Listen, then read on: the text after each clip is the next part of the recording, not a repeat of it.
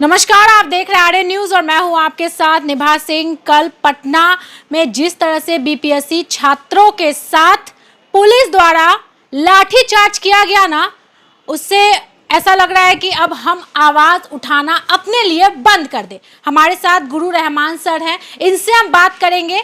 Sir, कल जिस तरह से दरिंदगी के साथ पुलिस ने छात्रों के साथ लाठीचार्ज किया, ये कब तक चलेगा? ये बंद होगा कि नहीं? देखिए, अब तो जिस बात दरिंदगी वाली बात नहीं थी।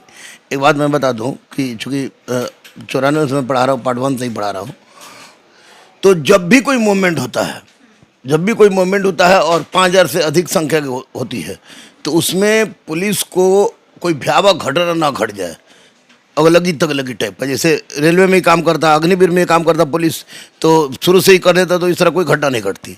तो वो उतरने का नौबत क्यों देते हैं सरकार छात्रों को? सरकार नहीं देती है, यहाँ पर हर आदमी का रिस्पॉन्सिबिलिटी है। जैसे आप बाइट ले रही हैं, ये कैमरा पकड़े हुए हैं, वहाँ बच्ची बैठी हुई है, तो हर आदमी का अलग अलग दायित्व है। तो यहाँ पर सबसे बड़ी बात है कि बीपीएससी में जिस तरह की गड़बड़ी हुई, उसकी आशंका जताई जा रही थी। 42वीं तो खुद मैं दे रहा था, तो आशंका जताई जा रही थी। 66वीं में क्लियर हो गया, 66वीं में क्लियर हो गया, कुछ क्वेश्चन आउट हुआ था औरंगाबाद से, लेकिन उसके बाद 67वीं में तो पूरा नंगा नाच हो गया और 150 क्वेश्चन लीक हो गया। तो वैसी परिस्थिति में दिमाग में स्पष्ट हो गया कि ये गलत हुआ है। और और ये आर्थिक अपराध इकाई ने अपना काम शुरू किया, एसआईटी ने अपना काम शुरू किया, साइबर सेल ने काम शुरू किया। 20 चोर जेल चले गए और बहुत सारे चोर बाकी हैं जो जेल जाएंगे।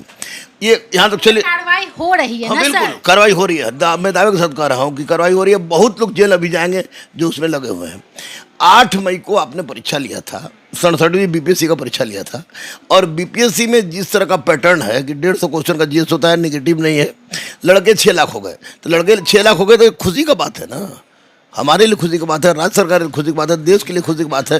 क्योंकि 67वीं में 6 लाख है, 67वीं में 6 लाख है, 68वीं में 8 लाख होगा, बढ़ते बढ़ते 25 लाख हो सकता है।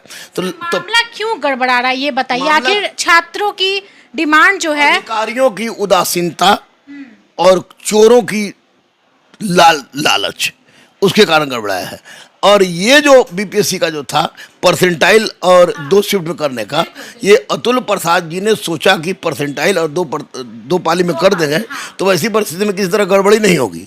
लेकिन वो उनके लिए तो गड़बड़ी नहीं होगी, ये तो सही बात है। छात्रों से नहीं पूछा, छात्रों के बारे में तो आपने सोचा ही नहीं, और छात्रों के पर के गर्दन पर आपने चला दिया, एकदम तलवार चला दिया। तो ऐसी परिस्थिति में परसेंटाइल की अवस्था के कारण आपको एक सबसे बड़ा प्रॉब्लम होता है कि पूरे भारत में किसी भी आयोग में परसेंटाइल सिस्टम नहीं है।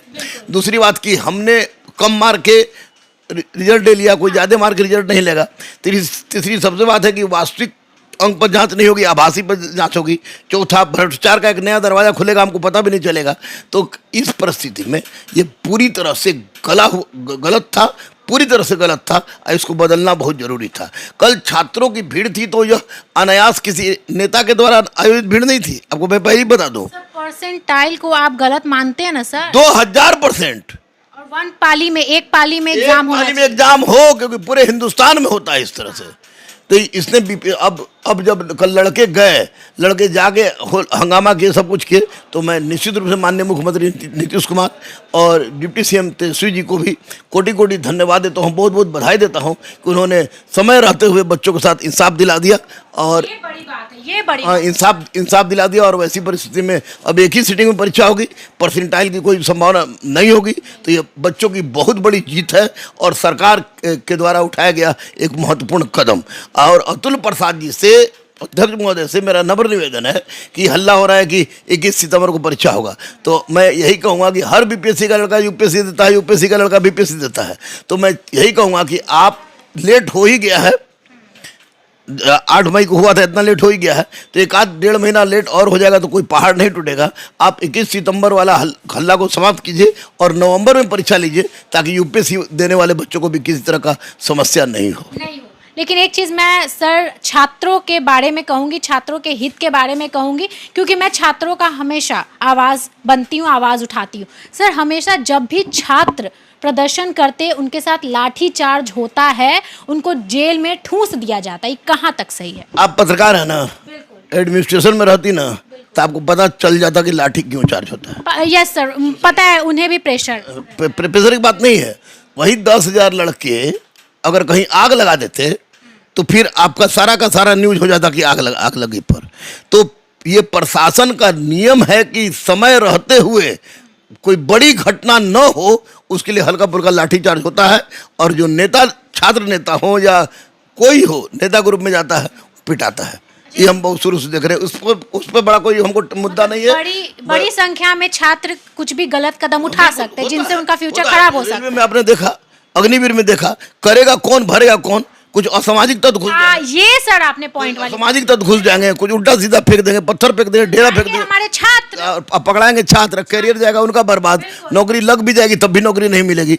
इसलिए मैं अहिंसा का पुजारी हूँ। मैं ऐसा नहीं कि डर जाता हूँ या डर गया हूँ, मैं अहिंसा का पुजारी इसलिए हूँ कि मैं भारत माता की संतान हूँ, बच्चे हमारे भारत माता की संतान है, और मैं भारत बनाने की सोचता हूँ। और हिंसा से भारत नहीं बनेगा, अहिंसा से भारत बना है और अहिंसा का ही से ही बनेगा। इसलिए मैं इसका समर्थन कर रहा हूँ, और लाठीचार्ज का मैं समर्थन नहीं कर रहा हूँ।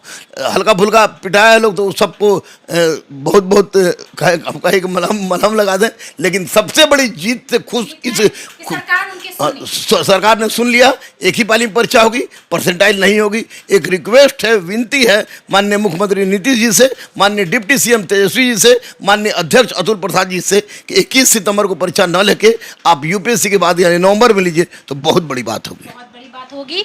तो चलिए, अहिंसा के पक्ष में तो हम भी हैं। जितने भी छात्र प्रदर्शन करते हैं कीजिए, लेकिन कभी कुछ ऐसा नहीं कीजिए कि आपके करियर पर या फिर आपके कैरेक्टर पर दाग लग जाए। नमस्कार।